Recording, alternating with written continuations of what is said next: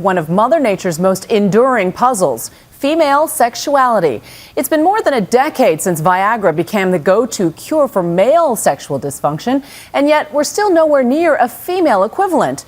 But now a team of scientists has an intriguing hypothesis just for the ladies. When it comes to achieving climax, we may have been fixating on the wrong body part. Now just make yourself comfortable, relax. You'll never believe what these women are doing. It's the subject of documentaries and scientific studies. Are you nervous? How are you feeling? I'm a little nervous. Yeah, the cameras, a little performance anxiety. The performance in question requires Kate Sukal to masturbate to orgasm inside a less than romantic MRI machine.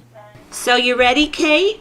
I'm ready. Barry Komusarek and his team of researchers here at Rutgers University Get yourself set up with the lube. are monitoring every detail of her climax, The pupils are dilating during orgasm. all in the name of neuroscience.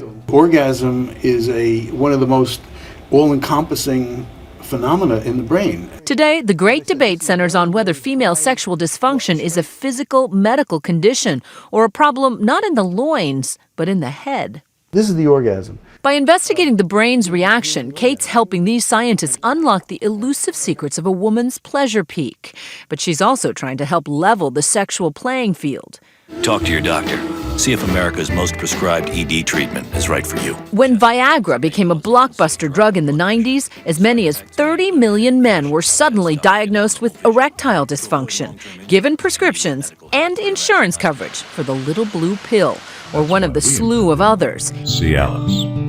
It's a $5 billion business. Meanwhile, when it came to women, Yes! Yes! well, remember when Harry met Sally? Oh, God. And guess what? Almost 25 years later, half of us women say we still fake it. And the reason may be this: as many as 75% of us don't have an orgasm during intercourse. Kate's book, Dirty Minds, explores the notion that the problem so far is that we're attacking the wrong part of a woman's body, that for women, the brain is our most powerful sex organ. This is a brain, and this is a brain having an orgasm.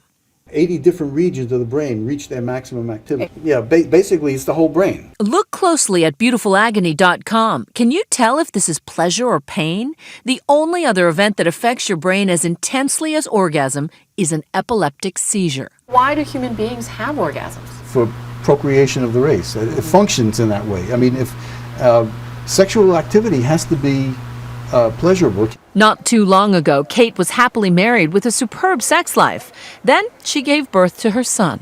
I think it's pretty common after you have a child, intimacy goes away, the sex life suffers. She says her libido crumbled, and so did her marriage. As a newly single mom, she set off to find how love and lust impacts the brain.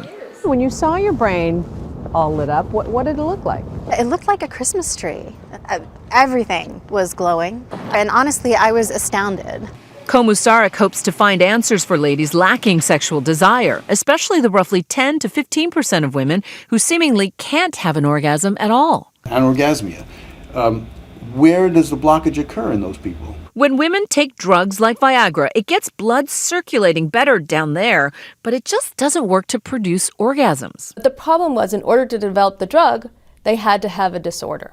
18 of the 19 doctors who came up with the disorder, female sexual dysfunction, had ties to 22 drug companies. Liz Canner's documentary Orgasm, Inc. follows the pharmaceutical industry's quest for the Holy Grail, FDA approval to treat female sexual dysfunction. They launched clinical trials with creams, gels, even nose sprays. At the time, one widely quoted and wildly overstated survey suggested that 43% of women aged 18 to 59 had some kind of sexual dysfunction, which meant a lack of desire and pleasure or painful intercourse. Sexual dissatisfaction is not a disease. What would the motivation be for making women feel like they have a disease or a disorder when it comes to their sex life? It was saying to Wall Street, there's a huge market here if we can come up with a female Viagra drug. After all that, there's still only one FDA-approved device, which involves a small vacuum-like contraption. I can always get there. Every time you have sex? She's exaggerating. Most experts don't think there will ever be a pill for women, which doesn't mean there's no hope.